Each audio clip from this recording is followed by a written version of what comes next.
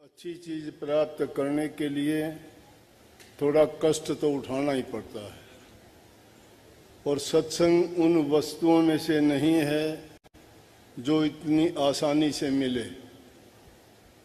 ये भी मालिक की तरफ से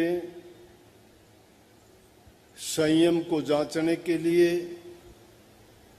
एक परीक्षा का रूप ही प्रेमियों से पेश करके परखना चाहते हैं कि कितना उनमें बर्दाश्त करने का मादा है, कितना उनको प्रभु भक्ति से प्रेम है। इसलिए सत्संग में जब भी आते हैं तो हम सत्संग लाभ के लिए ही आना चाहिए। ये कोई मेला नहीं, दुनियादारी के और मेले खेल तमाशे बहुत हैं देखने के लिए, लेकिन यहाँ वो चीज नहीं मिलती। यहाँ तो जो अध्यात्म के खोजी हैं, अपने जीव का कल्याण चाहते हैं, जीवन का सुधार चाहते हैं और इस काल और माया की दुनिया से सदा के लिए मुक्त होना चाहते हैं, उनके लिए सत्संग है। अगर सत्संग में आके भी जो इंसान 2 घड़ी शांति से बैठ के सत्संग लाभ नहीं ले सकता तो आगे चल के वो क्या करेगा। अभी की बात बताऊं, एक प्रेमी था, भोला भाला, भगत भोले ही होते हैं। बहुत प्रेम से आके सामने बैठा, बोला जी दर्शन हो गए मेरे, लेकिन एक बात होगी कि जब मैं भजन में बैठता हूं ना, शरीर में दर्द बहुत होता है। मैं कहने लगा, बिना कष्ट के, बिना शरीर के कष्ट के कोई चीज किसी को मिलती है क्या?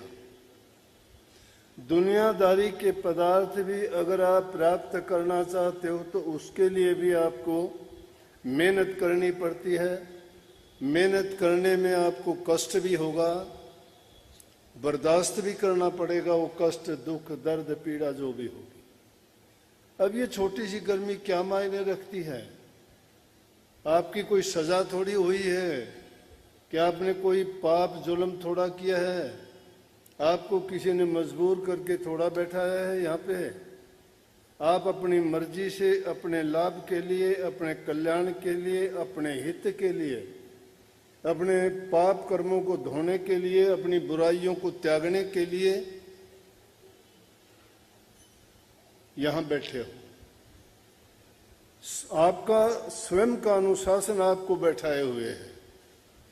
और बल्कि मैं दूसरी जगह जब जाता हूं या दूसरे देशों के लोग आके जब देखते हैं तो इस बात को देख के हैरान होते हैं, जहां कोई आपको निर्देश देने वाला नहीं है, ना कोई समझाने वाला, कहने वाला नहीं है, कि लोग अपने आप आके शांति से बैठकर इतनी संगत जब सत्संग सुनती है तो ये एक आश्चर्य की बात है।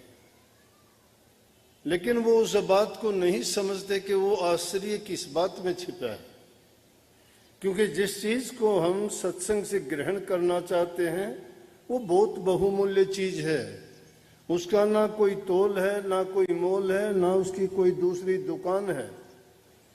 वो किसी दूसरी दुकान पे नहीं मिलता, वो तो संतों के संग से मिलता है, संतों के वचनों से मिलता है। और संत भी अगर वो संत मिले करने वाला जिसने नाम की कमाई की हो, अपने जीवन में नाम भक्ति करके गुरु की शरण में, गुरु की रहनुमाई में रह के जिन्होंने नाम भक्ति कमाई है, वही आपका कल्याण और उद्धार कर सकता है। क्योंकि खाली कुएं के पास जाने तो प्यासे की भी प्यास नहीं मिटती है। संत सतगुरु के पास तो वो दौलत होती है कि वो पापियों के पापों को हर लेते हैं, वो मुर्दों को जिंदा कर देते हैं, वो कागों से हंस बना देते हैं, वो कुर्डी से महल बना दें, वो आंख बंबूड़ के भी चंदन के पेड़ बना देते हैं। इन सब कहने का पर्याय या मतलब अर्थ ये है कि जो इंसान संतों के संग में जाके उनकी शिक्षा और उपदेश को जब मान लेता है तो उसकी वो जिस प्रकार से काग की वृत्तियां छूट गई। काग की वृत्ति क्या है? काग की आदत क्या है? कि दूसरे पक्षियों को तंग करना, अपने लाभ और स्वार्थ के लिए उनको परेशान करना। लेकिन जब गुरु की शरण जब मिलती है, ऐसे लोग, उनकी तुलना काग से इसलिए की गई कि कुछ लोग हमारे बीच में ऐसे होते हैं जिनको वो गलत आदत होती है, चाहे उनका वो प्रारब्ध कर्म है, चाहे इस जन्म में उन्होंने उन कामों को सीख लिया है गंदी आदत के कारण, या किसी बुरी संगति के कारण, या उन्होंने अपने कर्म से ही अज्ञान के कारण ऐसे कर्म किए हैं, तो वो उन आदतों को अपने जीवन में प्रयोग करते हैं और उससे दूसरों को पीड़ा होती है। लेकिन संतों के पास जब जाते हो तो तुम्हें वो अज्ञान मिटा देते हैं। इसीलिए क्यों कहते हैं कि गुरु के पास गए ज्ञान मिल गया। ज्ञान है क्या चीज? कहते गुरु के पास जाए, तुम्हारी अज्ञान की आंखें थी वो बंद थी, उनको खोल के आपकी तीसरा नेत्र खोल दिया। वो कौन सा है तीसरा नेत्र? ज्ञान चक्षु है। वो आपको विवेक को जगाते हैं, वो आपको भले बुरे की पहचान करवाते हैं, वो आपको बताते हैं कि किन चीजों से तुम्हारा हित और कल्याण है। अज्ञान के बस तो इंसान करता चला जाता है, लेकिन जब संतों की शरण में जीव ये जाता है और संत जब अपने मुख से वो बातें कहते हैं, बातें तो और लोग भी बहुत कहते हैं, पापी लोग भी बहुत कह देंगे आपको, क्रोधी लोग भी बहुत कह देंगे, लालची बहुत कह देंगे, लेकिन उनकी वो बात कमाई हुई नहीं है।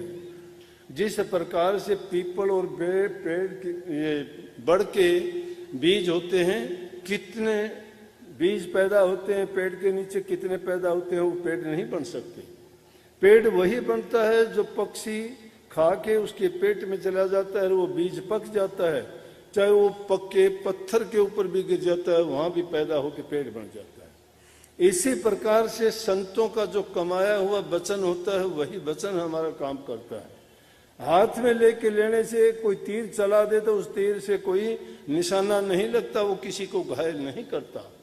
लेकिन सतगुरु का वचन जो होता है वो सेल के समान होता है, क्योंकि सतगुरु ने नाम की कमाई की है और वो उनको कमाया हुआ नाम जो है जब वो हमारे हृदय पे लगता है तो हम जाग जाते हैं, भटके हुए हैं रास्ते पे आ जाते हैं, हमारे भूल और भ्रम मिट जाते हैं। ये सत्संग का असली लाभ है। इसके असली मायने यही हैं कि सत्संग में जो महापुरुषों ने कहा कि सत्संग के में जाए के और जिक्र चलावे और उस अपराधी जीव को और मोहे न पावट हो।